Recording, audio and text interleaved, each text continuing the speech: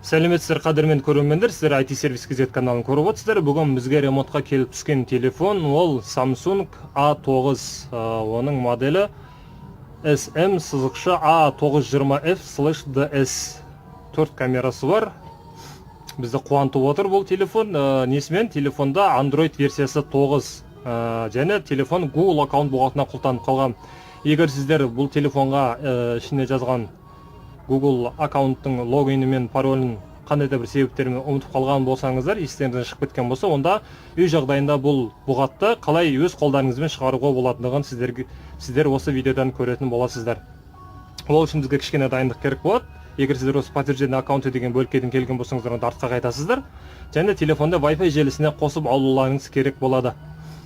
Бастапқы бетке қайтсақ, мінекей, начало, яғни Android версиясы 9-шы версия бұл телефонда. Енді бізге кішкене дайындық, ол телефондарыңыз Wi-Fi желісіне қосылған болу керек. Одан кейін бізге кез келген бір пин-кодқа түскен сим-карта керек, пин-код сұрайтын. Яғни менің жағдайымда ол Теле2. Ол пин-кодқа қалай түсіруге болады? Телефон кез келген Теле2 номерін алып, сіздер басқа бір телефонға салып, оның телефонның настройкасына кіріп, телефонның настройкасына безопасность, ол жерде настройка сим-карты деген болады. Сол жерден пин-кодты активация деген қойсаңыздар болады. Ал Теле2 деген, яғни Теле2 номерлерінде 4-0. Сонымен сіздер ол сим-картаны сіздер телефонның номер салатын жеріне салып, біз қазір салдық, бізден пин-кодты сұрап тұр, сим-картаны ашу үшін пин-кодты тердеп тұр. Енді біз пин-код ештеңе термейміз. Біз сим сулатын салған соң, бұл айтқанда бізге ине керек болады.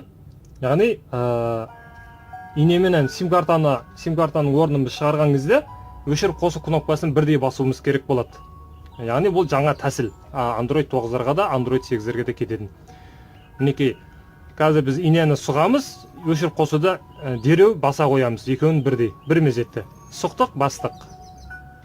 Құлтанды беті, және сим-картаны кішкене шығарып аламыз, экранды бір рет қосамыз.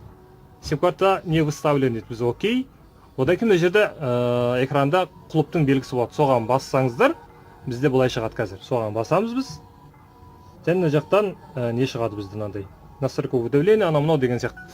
Енді біз мына жерде лупаның белгісіне басамыз. Және ол жерге сіздер іздейсіздер, жазасыздар.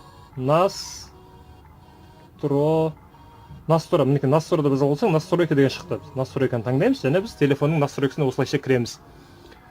Телефонның сведение о телефоне деп, телефонның мінекей Galaxy A9 2018, сведение о ПУО, версия One UI, версия Android 9 дейді, мінекей қараңыздар. Уровень безопасности 2019 1 февраль деп тұр. Енді сіздерге көрсетіп жатқанымыз қандай телефон екендігін. Одан кейін біз телефонның настройкасына биометрия безопасности дегенге кіреміз.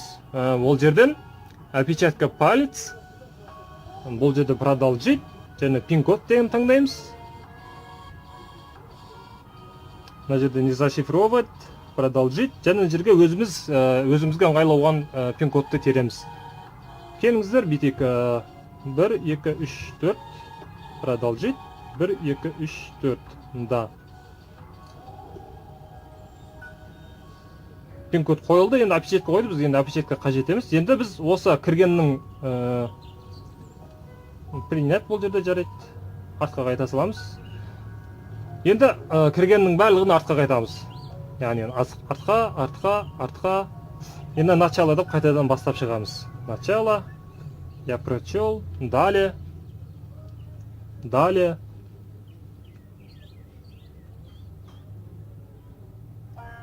Енді сим-картаны алып салсақ болады, мінекей, толықтай. Енді бұл жерде сұрап тұр бізге используют Google аккаунт, не болмаса пин-код. Біз пин-код дейміз. Біз жаңағы терген пин-кодты тереміз. 1, 2, 3, 4, далее. Және қараймыз бұл жерде. Ол бізді пропустить деп өткізеді, қараңыздар. Пропустить. Еще. Яғни біз бұған ешқандай Google аккаунт жазған жоқпыз. Все приложение ниже, алып тастаймыз. Окей. Бұлай біз Samsung телефондарын бұншалықты оңай жолмен, оңай тәсілмен Google аккаунт болғатын шығарған жоқ едік. Бұл жерде пропустить. Және готово. Және біз сіздермен Samsung A9 2018 телефонын толықтай Google аккаунт болғатынан шығардық. Енді біз телефонның настройкасына кіріп, настройка. Одан кейін бізде ол биометр безопасность дегенде бағана біз қойған пин-код тұр. Егер біз қазір телефонды өшіретін болсақ, өшіріп қосатын болсақ, ол бізден жаңа терген пин-кодты сұрайды. Сондықтан пин-код сұрамасын десеңіздер, толықтай тазару үшін біз общий настройка дегенге кіреміз. Қазір телефон қатып қалды кішкене. Неге екендігі.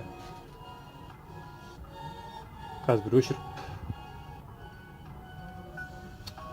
Енді осылай қатып жатыр. Қазір телефон өзіне келген соң жалғастырсақ.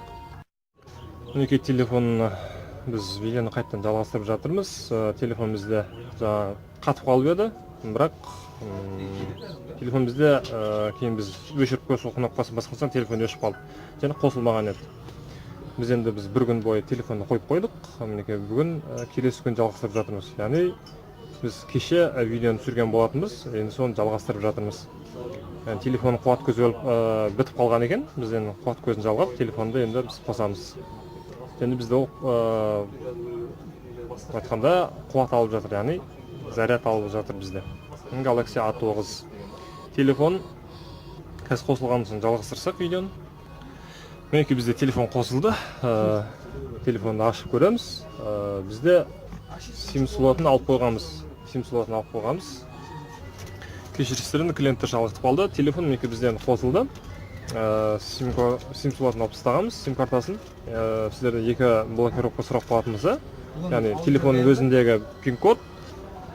Мінекей телефон сіздерден екі бұғат сұрауы мүмкін, яғни пин-код ол телефонның номердің пин-коды, кейін біз қойған пин-код. Номер деген біз алып тастағанбыз. Енді телефонда пин-код өзінің пин-коды біз қойдық кеше, егер естеріңізде болса, 1, 2, 3, 4. Және ол бізде телефон ашылды, бірақ телефон бізде Google-дан,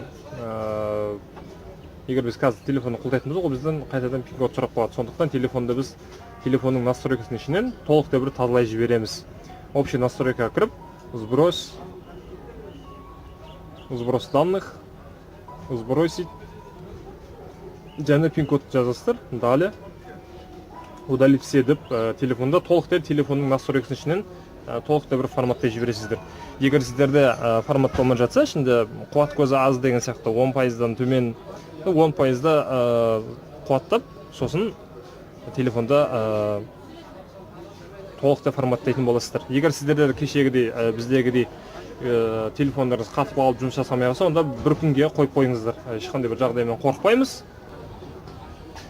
Егер де телефондарыңыз қосылмай қалса, солай қуат көздерін алып тастап, бір күн қойып қойыңыздар. Одан кейін телефон бір күн өткен соң, 2 күн өткен соң енді қайтадан тоққа жалғап көресіздер. Сонда телефон қосылуы мүмкін. Бізде сондай жағдай болды. Мінекей осылайша біз Samsung Galaxy A9 телефонын Google аккаунт болғатынан толықтай шығардық. Егер видео сіздерге ұнаған болса, лайк басып, каналға тіркеліңіздер, сұрақтарыңызды комментарийға қалдырыңыздар. Біз оған міндетті түрде жауап беретін боламыз. Сіздердің біздің каналға тіркелгендеріңіз ол біз үшін өте үлкен бір жетістік.